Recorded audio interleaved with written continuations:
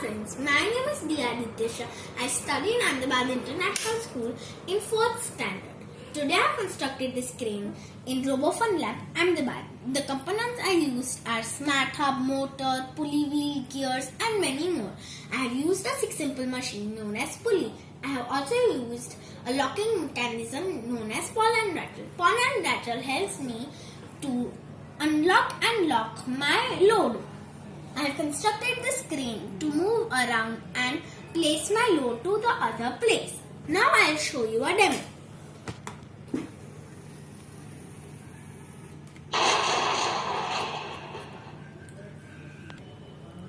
Now I will tell you the pawl and rattle mechanism.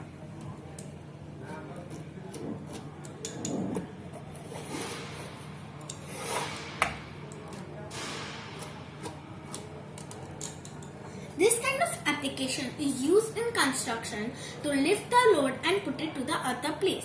Thank you.